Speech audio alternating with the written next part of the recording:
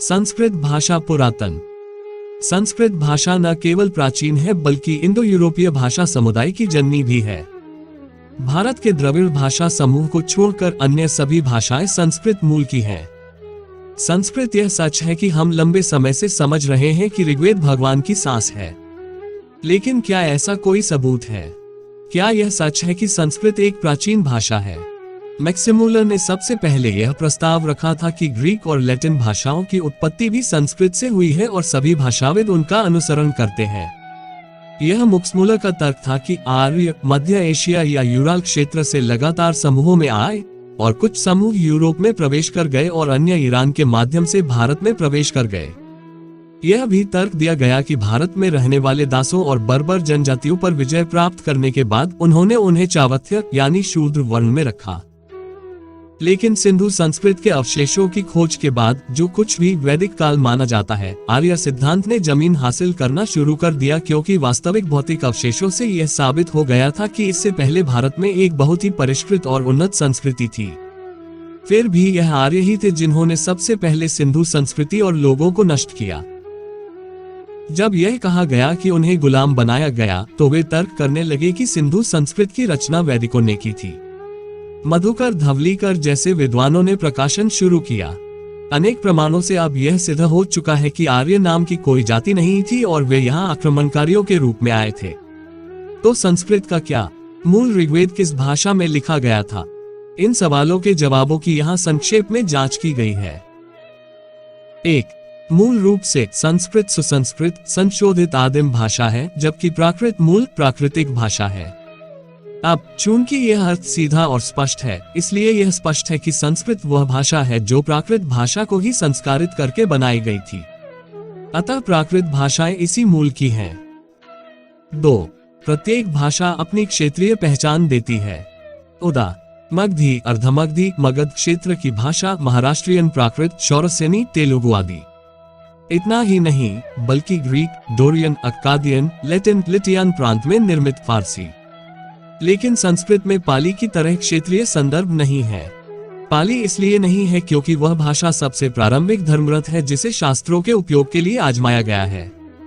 संस्कृत एक रचनात्मक भाषा भी है, इसलिए उसका कोई क्षेत्रीय संदर्भ भी नहीं है। 3. यह मानने की प्रवृत्ति है कि ग्रीक भाषा संस्कृत में कुछ शब्दों की थोड़ी समानता से प्रभावित थी और इसलिए ग्रीक भाषा का जन्म हुआ। लेकिन भाषाविद यहाँ जो भूल जाते हैं वही यह है कि पहली बार पढ़ी गई लिखित ग्रीक भाषा 1700 ईस्वी पूर्व की है। लैटिन में पहला शिलालेख 600 ईस्वी पूर्व का है। ईरानी भाषा की जननी संस्कृत यह भी अस्तित्व में माना जाता है, लेकिन इस भाषा में पहला शिलालेख राजा डेरियस से 522 ईस्वी में बेहुस्टिन में है।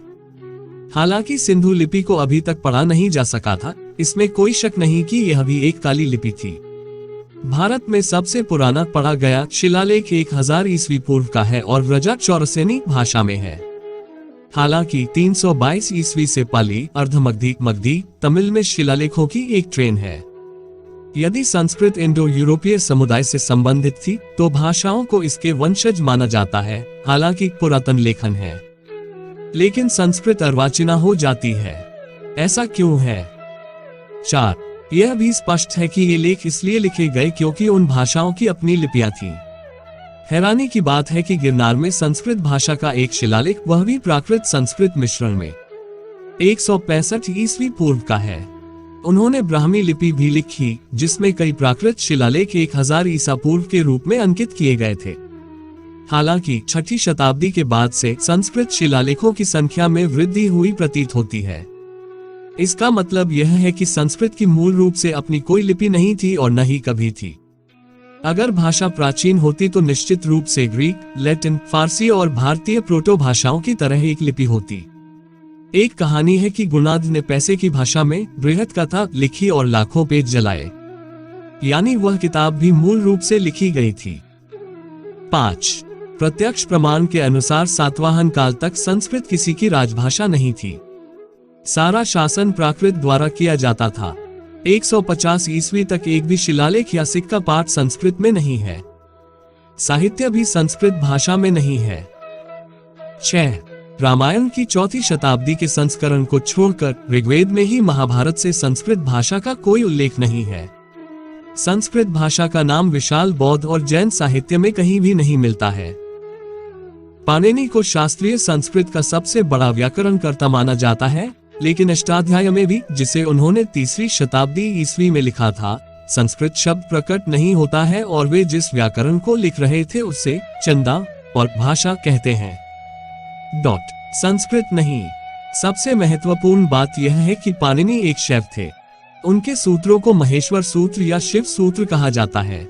पतंजलि संस्कृत के बाद के व्याकरणविद भी एक शैव थे। 7. 2वीं-3वीं शताब्दी से पहले संस्कृत नामक भाषा में एक भी लेख, महाकाव्य, ग्रंथ, कविता या महाकाव्य या पुराण नहीं है।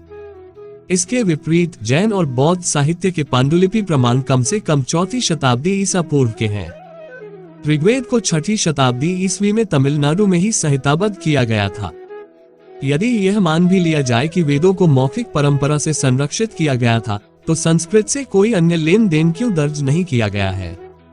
यदि संस्कृत देश की प्राचीन भाषा थी और कम से कम ब्राह्मण, क्षत्रिय, वैश्य समुदाय की रोजमर्रा की बातचीत की भाषा थी, तो आज तक इसका कोई भौतिक प्रमाण क्यों नहीं है? क्योंकि बच्चे में वह भाषा ही नहीं थी। 8. ऋग्वेद की भाषा को वैदिक संस्कृत मानने की प्रवृत्ति है, क्योंकि यह पाणिनि के व्याकरण के समान नहीं है। इसके विपरीत यह प्राकृत व्याकरण और भाषा से अधिक निकटता से संबंधित है और इसका कारण स्वाभाविक है।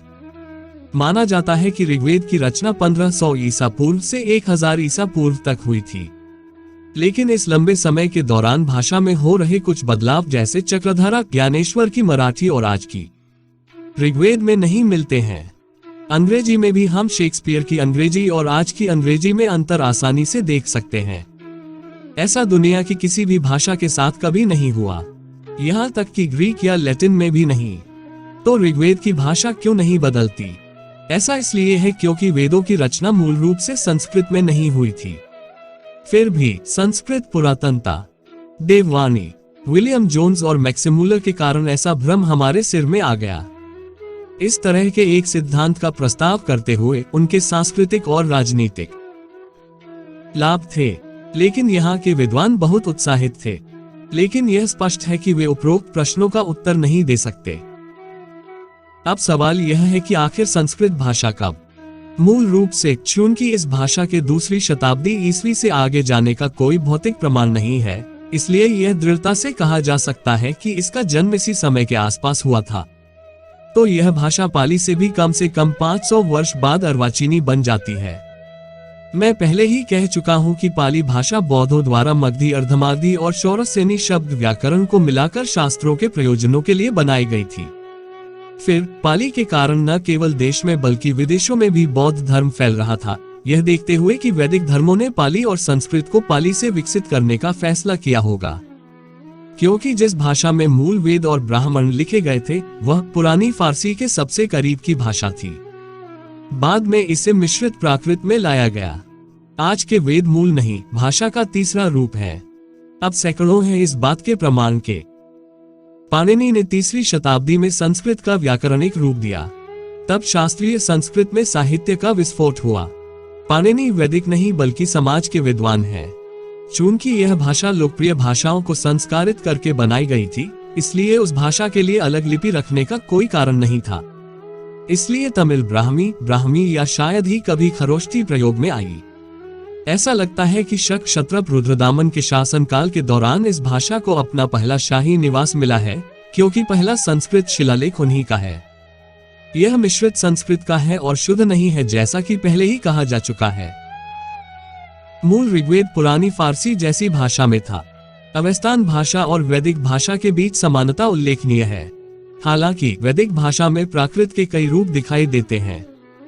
यही कारण है कि वैदिक संस्कृत पाणिनि की संस्कृत की तुलना में शिथिल और अधिक जटिल हो गई। यह ऋग्वेद में ही छोड़े गए मूल शब्दों से सिद्ध होता है। उदा सोम पावमन सूक्त। बाद में प्रारंभिक संस्कृत में अनुवाद करते समय मूल अवेस्तान शब्द, जिसका अर्थ अज्ञात था, बरकरार रखा गया था।